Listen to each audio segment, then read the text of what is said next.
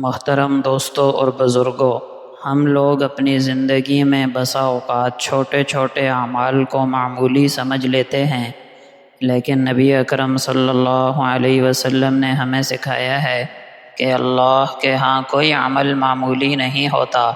کبھی کبھی ایک چھوٹا سا ذکر بھی نیکیوں کے دروازے کھول دیتا ہے، اور کبھی ایک لمحے کی غفلت انسان کو برباد بھی کر سکتی ہے۔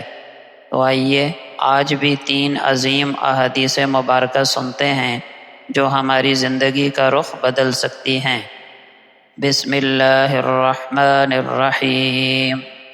نبی اکرم صلی اللہ علیہ وسلم نے اپنے پیارے صحابی حضرت ابو ہریرہ رضی اللہ عنہ سے فرمایا، اے ابو ہریرہ، جب تم وضو کرو تو یہ کہہ لیا کرو، بسم اللہ والحمد للہ، کیونکہ اس دعا کی برکت سے جب تک تمہارا وضو باقی رہے گا تمہارے محافظ فرشتے تمہارے لیے نیکیاں لکھتے رہیں گے۔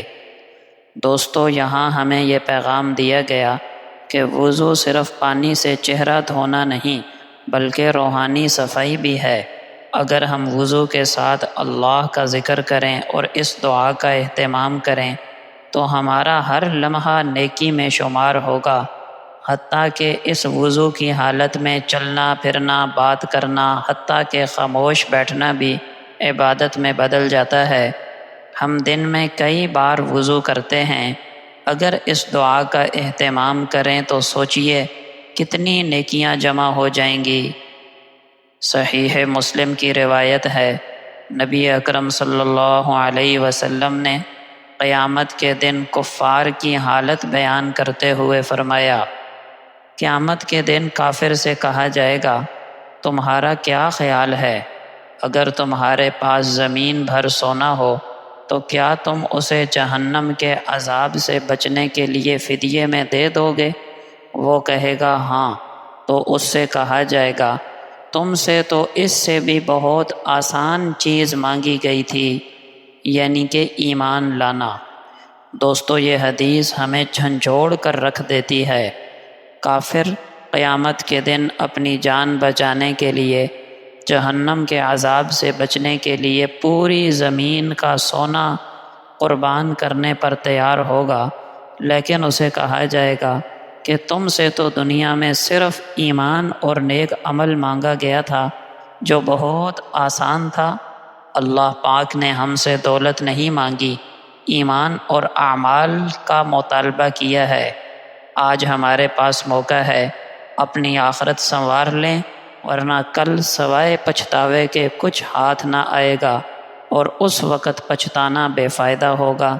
معلوم ہوا ہمارے پاس ایمان کی دولت دنیا جہان کے خزانوں اور سونے چاندی سے زیادہ قیمتی ہے۔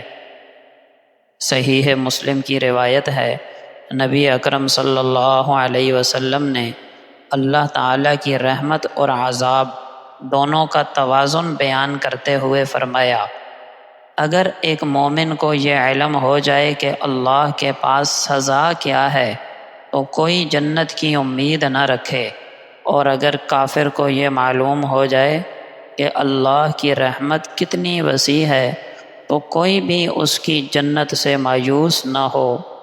محترم دوستو، یہ حدیث ہمیں ایک بیلنس اور توازن سکھاتی ہے، ایک راستہ دکھاتی ہے۔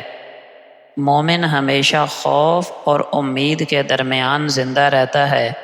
خوف اس لیے کہ گناہوں کی وجہ سے کہیں پکڑ نہ ہو جائے، اور امید اس لیے کہ اللہ کی رحمت اتنی وسیع ہے کہ سب کو معاف کر سکتی ہے۔ ایک مومن کے دل میں نہ تو غرور ہو کہ جنت تو ہماری جیب میں ہے، اور نہ مایوسی ہو کہ بخشش کا کوئی امکان نہیں۔ یہی ایمان کا رستہ ہے۔ بھائیوں اور بہنوں، ان 3 احادیث مبارکہ سے ہمیں 3 بڑے سبق ملے۔